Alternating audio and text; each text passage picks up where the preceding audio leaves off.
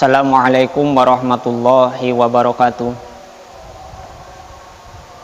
Alhamdulillahilladzi fadhala bani adama bil ilmi wal amal ala jami'il a'lam. Wassalatu ala Muhammadin sayyidil arabi wal anjam wa ala alihi wa ashabihi ya nabiil ulumi wal hikam. Amma ba'du. Qala musonifu rahimahullahu ta'ala wa nafa'ana bihi wa bikaromatihi fi daraini amin. Al-Fatihah. A'udzu billahi minasyaitonir rajim. Bismillahirrahmanirrahim. Alhamdulillahirabbil alamin arrahmanir rahim maliki yaumiddin. Iyyaka na'budu wa iyyaka nasta'in ihdinas siratal mustaqim. Siratal ladzina an'amta 'alaihim ghairil maghdubi 'alaihim waladdallin amin. Anak-anakku dimanapun berada, alhamdulillah pada kesempatan di hari ini kita masih diberi nikmat sehat jasmani serta rohani, sehingga di minggu ketiga ini kita masih bisa diberi kesempatan oleh Allah Subhanahu wa ta'ala untuk menjalankan ibadah puasa Ramadan.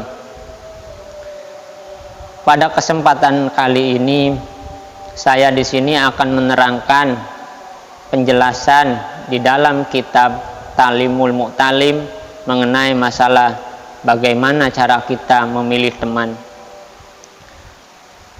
Apa saja syarat-syarat kita memilih teman? Bagaimana memilih teman yang baik? Bagaimana memilih teman untuk kehidupan di masa sekarang dan kehidupan masa yang akan datang. Di sini saya akan membacakan ulasan sebagian dari masalah memilih teman. Bismillahirrahmanirrahim. Wa ammah tiyaris syariki. Anapun utawi milih konco. Payambagi mongko perlu, payambagi mongko penting, mongko sejogja. Ayah taro opo yento milih siopo tolib. Ayah taro yento milih siopo wong kang golek ilmu. Al mujidda ing wong kang mempeng. Al wujida ing wong kang sungguh-sungguh, ing wong kang mempeng. Wal waro'a lan wong kang wirai. Wa sohibatob'i lan wong kang duweni watek.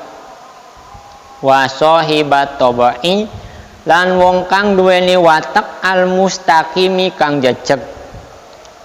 Al wal mutafahima wal mutafahima lan wong kang cepet pahame. Wayapiru lan melayu siapa wong kang golek ilmu.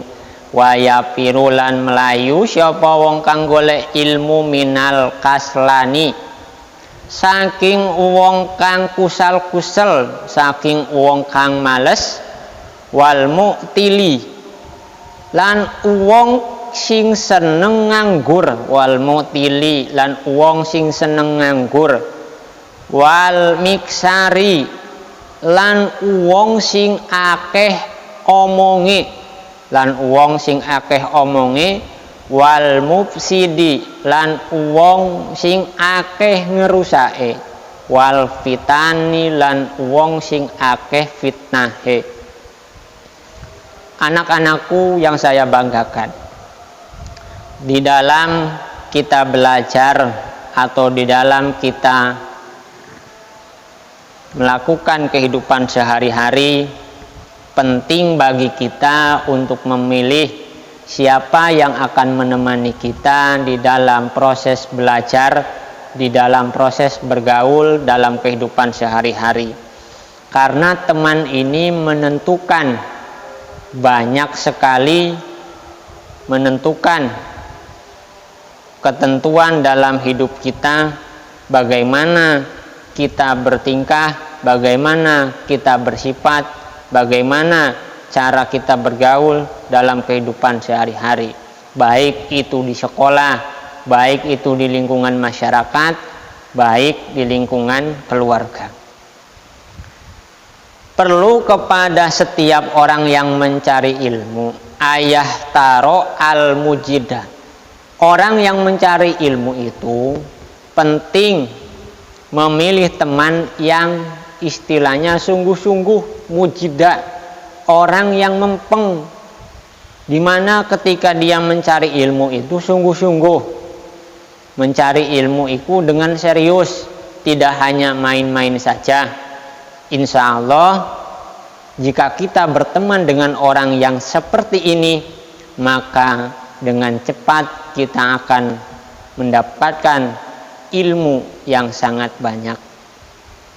Para anak-anakku sekalian, ciri dari orang yang mempeng adalah orang yang tidak banyak bergurau, yang tidak banyak bicara, serius ketika dia belajar kepada guru, sangat menghormati guru. Itulah tanda-tanda orang yang mempeng atau orang yang sungguh-sungguh di dalam belajar, baik belajar di rumah ataupun belajar di sekolah. Maka dari itu carilah teman dengan sebaik-baiknya. Jangan kita menyesal karena salah pergaulan dengan orang yang salah pula, istilahnya pergaulan di dalam keluarganya. Sebenarnya hal seperti ini kita bisa perhatikan. Saya juga sebagai guru bisa memperhatikan hal-hal seperti ini ketika seorang anak ada masalah di sekolah. Biasanya akan dipanggil orang tuanya. Kita bisa lihat, atau di dalam bahasa ilmunya itu ilmu tawasum, ilmu istilahnya melihat seseorang dari gerak-geriknya.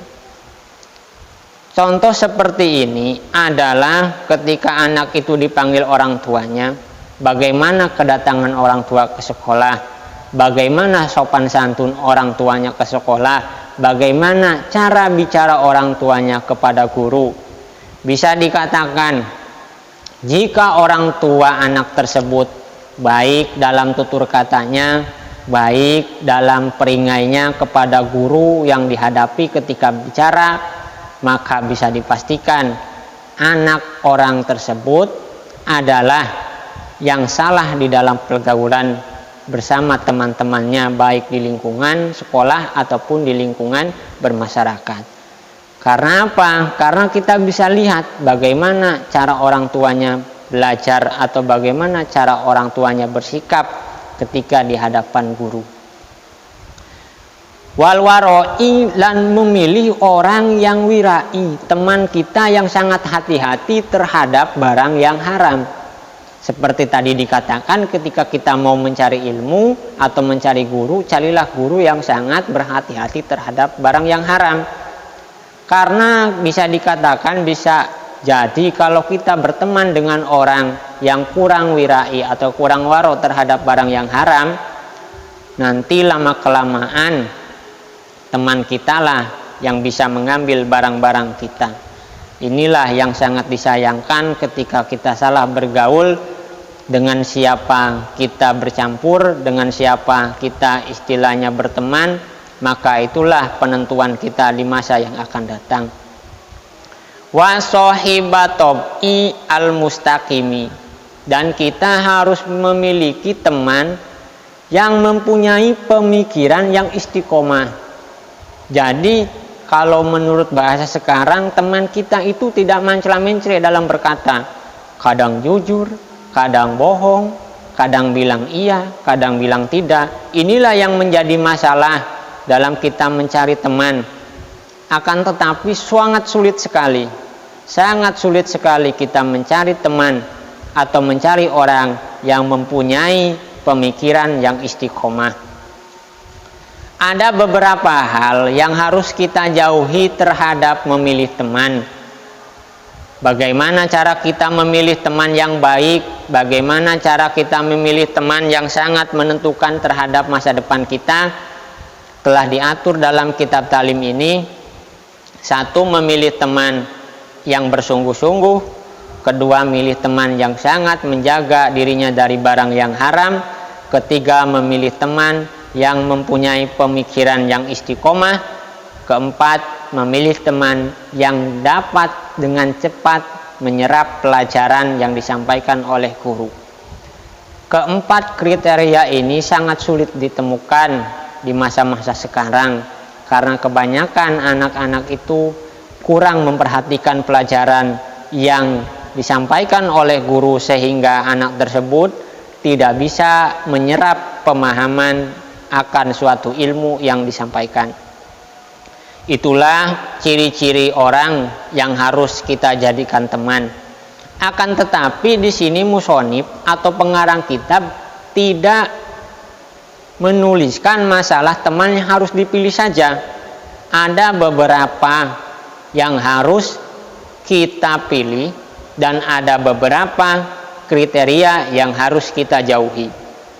Contoh, wayapiru lan melayu syopo tolib minal kaslani saking wong kang males. Orang yang harus kita jauhi adalah orang yang mempunyai sifat malas. Contoh, orang yang sifatnya kita hukumi dengan jelas.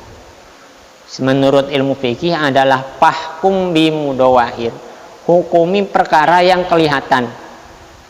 Sebagian ulama ada yang mengatakan itu tidak boleh, sebagian ada yang mengatakan boleh untuk melihat kriteria atau karakter seseorang, baik orang itu malas ataupun orang itu rajin dalam belajar. Wal mu'tililan wong sing seneng nganggur, kita harus menjauhi orang yang senang istilahnya melalaikan waktu, buang-buang waktu seenaknya, sehingga kita nanti akan menyesal dan kita banyak membuang waktu dan umur kita di masa yang akan datang. Wal miksari, dan yang ketiga orang yang harus dijauhi adalah orang yang banyak omongnya, orang yang tidak istilahnya bisa menjaga omongannya, kesana kesini mengobrol pembicaraan. Itulah orang yang harus kita jauhi dalam memilih teman. Wal mufsidi, lan orang yang banyak merusak, baik merusak tatanan atau merusak kepribadian seseorang. Inilah yang harus kita jauhi. Di sini musonib menuliskan di dalam kitab Ta'limut Ta'lim ada beberapa contoh cara memiliki teman yang sangat efektif. Kila didawuhake anil mar'i saking wong siji, la tas'al ojo takon siro, wa absir lan ningali siro, latas al ojo takon siro saking mar'i, wa absir lan ningali siro qorinahu ing koncone mar'i. Jadi ketika kita melihat seseorang dengan sifatnya yang buruk, jangan kita tanya keburukan orang tersebut, akan tetapi dengan lebih efektif dan lebih gampang kita lihat dengan siapa orang tersebut bergaul sehari-hari. Bisa dikatakan itulah sifat yang menerap dalam kehidupan seseorang. Lebih cepat bisa dikatakan bahwasanya orang tersebut mempunyai sifat sesuai teman-temannya. Fa'inal korina, mongko satuhune konco bil muqorini kang dikancani iku yak tadi manut, iku yak tadi manut. Jadi kita lihat saja bagaimana anak-anak ketika belajar di sekolah, bagaimana ketika anak-anak bersikap kepada guru di sekolah. Bisa dikatakan jikalau tadinya anak itu baik, maka anak itu istilahnya bergaul dengan anak baik, akan baik pula perangai atau perangai yang ada di dalam kepribadian anak tersebut. Jikalau anak ini berkumpul dengan orang yang salah atau salah pergaulan, kita lihat sikap kepada guru ketika di sekolah ataupun dimanapun kepada orang lain, maka sifat temannya lah yang akan dipakai oleh anak tersebut. Fa in kana dasarin, mongko lamun ono sapa mar'i iku dasarin duwe lelaku kang olo pajan bihu pajani buhu mongko ngadohi siro suratan kelawan rikat kelawan cepet-cepet. Jikalau kita menemukan seorang anak tersebut atau teman kita tersebut mempunyai sifat yang jelek, maka dengan cepat-cepatlah kita menjauhi teman kita tersebut, karena secara tidak langsung sifat teman akan menempel kepada orang yang menemani. Wa in kana da khairon, mongko lamun ono sapa korin, mongko lamun ono sapa kanca iku da khairin kang duweni kebagusan, iku da khairin kang duweni kebagusan, pakorinhu mongko ngancani sira ing korin, pakorinhu mongko ngancani sira ing korin, tah tadi mongko oleh pituduh sira, tah tadi mongko oleh pituduh sira. Jikalau kita berteman dengan orang yang mempunyai kebagusan, berteman dengan orang yang mempunyai pemahaman yang sangat bagus terhadap pelajaran yang disampaikan oleh guru, berteman dengan orang yang mujid atau orang yang waro, bisa dikatakan sifat mempeng, sifat waro, sifat istiqomah dalam berpikir, dan sifat cepat menangkap pelajaran bisa menempel kepada kita. Itulah manfaat kita memilih teman dalam kehidupan sehari-hari. Tidak cukup hanya istilahnya kita bergaul saja, akan tetapi penting kepada kita memilih teman, memilih istilahnya sahabat dalam kehidupan sehari-hari, karena sahabat kita bisa juga sebagai penentu kehidupan kita di masa yang akan datang. Kemudian musonib di sini menerangkan, la tusohib al-kaslana fi halatihi. Janganlah kita berteman dengan seorang yang suka bermalas-malasan di dalam kehidupannya sehari-hari. Karena apa? Bisa jadi sifat malas teman kita ini menempel kepada diri kita, yang tadinya kita bagus, yang tadinya kita rajin, secara tidak langsung sifat malas teman kita bisa memberikan pengaruh kepada kita sehingga kita ikut mempunyai sifat yang pemalas. Solihin yufsidu akhoro yafsudu adwal balidi ila jalidi syariatan. Banyak dari orang-orang yang soleh yang terdahulu, mereka bergaul dengan orang yang salah atau bergaul dengan orang yang istilahnya kuat pahamnya, akan tetapi mereka di akhirnya rusak karena salah bergaul dengan orang, sehingga tidak cepat-cepat meninggalkan keburukan. Tidak langsung, secara tidak langsung keburukan tersebut menempel kepada orang yang soleh tadi, sehingga orang yang soleh tadi terbawa ikut kerusakan oleh orang yang istilahnya kurang kuat pemahamannya. Orang yang seperti ini dikatakan seperti bara api yang disimpan di dalam abu. Kal khomri yudou piromadi, kal khomri koyo mowo yudou kang den simpen apa mowo piromadi ing dalam abu. Payuh madu mongko mati apa mowo. Wa qala lan dawuh sapa sallallahu alaihi wasallam. Jadi dikatakan bahwasanya orang yang soleh jika bergaul dengan orang yang salah, iku ibaratkan orang tersebut membawa atau bisa diibaratkan sebagai bara api. Bara api ini disimpan di dalam abu, maka secara cepat bara api ini akan mati dengan sendirinya. Begitu pula orang soleh, jika bergaul dengan orang yang rusak, maka dia akan cepat mengikuti kerusakan yang dilakukan oleh orang yang suka merusak. Sebagaimana dikatakan oleh Nabi, kullu mauludun yuladu ala fitratil islami. Setiap orang dilahirkan dalam keadaan fitrah Islam. Ila ana abawahu Yahudi, ila abawahu yuhawidanihi wa yusorinahi. Tergantung kepada orang tuanya, dia mengarahkan kepada Yahudi ataupun Nasoro, wa yumajisanihi, lan agama Majusi. Jadi bisa dikatakan semua orang ini lahir dalam keadaan Islam, akan tetapi tergantung kedua orang tuanya dalam menyikapi hal tersebut, mengarahkan kepada agama Yahudi, agama Nasrani, ataupun agama Majusi.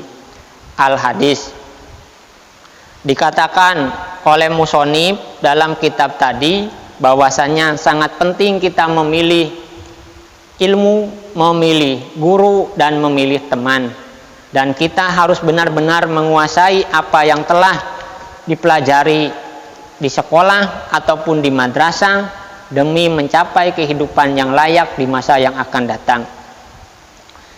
Anak-anakku sekalian yang saya banggakan, ada 6 syarat ketika kita memilih ilmu, yaitu 1. Diucapkan oleh musonib dalam kitab ini, alala tanalul ilma illa bisitatin saumbika an majmu'iha bibayanin. Tidak akan hasil suatu ilmu kecuali dengan 6 perkara. Di sini akan dijelaskan yang 6 tadi dengan secara gamblang. Dukain wa hirsin wastidbarin wa bulgotin wa irsadi ustadin wa tuli jamain. Yang pertama dukain. Yang pertama syarat mencari ilmu adalah kita harus cerdas. Yang kedua kita harus semangat. Yang ketiga kita harus sabar. Yang keempat kita harus mempunyai bekal yang banyak. Yang kelima kita harus mempunyai guru, dan yang terakhir kita harus mempunyai waktu yang lama.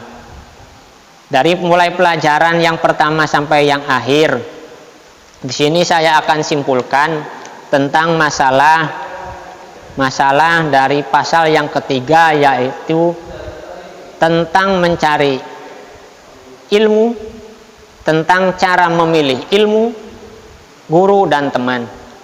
Kesimpulan dari pelajaran hari ini adalah, jikalau kita memilih ilmu apapun harus kita pelajari, baik itu ilmu akhirat ataupun ilmu agama ataupun ilmu sosial. Akan tetapi yang paling penting kita pelajari di dalam kitab taklim ini adalah 1, ilmu tauhid, ilmu yang mengesahkan Allah. Itulah menjadi pokok segala ilmu. Semua ilmu yang kita pelajari menjurus ke sana, ilmu tentang ketuhanan. Bagaimana kita mengetahui dalil-dalil ilmu? Maka kita harus belajar kepada guru yang profesional. Yang kedua, jikalau kita mau belajar, hendaklah kita belajar bermusyawarah dulu kepada guru yang lebih berpengalaman, kepada guru yang telah mengalami masa-masa belajar, sehingga guru tersebut bisa dilihat berhasil ketika mendidik orang.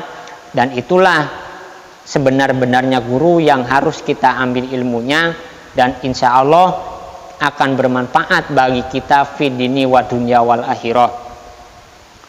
Dan yang keempat dan yang ketiga, kita diwajibkan bermusyawarah, karena musyawarah ini dianjurkan oleh Allah, diwajibkan kepada Rasul, sehingga lam yakun abtona minhu, tidak ada orang yang lebih cerdas dari Nabi. Nabi saja yang cerdas dianjurkan untuk bermusyawarah, apalagi kita selaku umatnya yang taklid dan anut kepada Nabi. Yang ketiga dari pelajaran ini yang kita bisa ambil adalah ketika kita memilih guru, hendaklah kita memilih guru yang sangat mumpuni ilmunya, yang sangat profesional dalam menjalankan tugasnya, yang sangat sabar ketika mendidik kita, dan yang aris atau bisa memaafkan orang lain dan mau istilahnya meminta maaf kepada orang lain. Inilah yang sangat sulit kita temukan guru di masa sekarang. Sehingga Abu Hanifah pernah mendengar suatu kisah dari seorang Abu Ja'far ketika ada seorang pelajar yang mau berangkat mencari ilmu ke tanah Bukhara atau ke negara Bukhara dengan cara meminta izin kepada orang yang lebih pintar. Bisa dikatakan ketika nanti kita keluar dari sekolah, maka kita harus bisa bermusyawarah mau melanjutkan kemana ketika kita melanjutkan pendidikan di masa yang akan datang, kemana kita istilahnya, ilmu apa yang kita ambil, apakah ilmu itu sesuai dengan kita atau tidak. Disinilah kita istilahnya bisa mengambil pendapat dari guru. Insya Allah pendapat itu akan baik kepada diri kita di masa yang akan datang.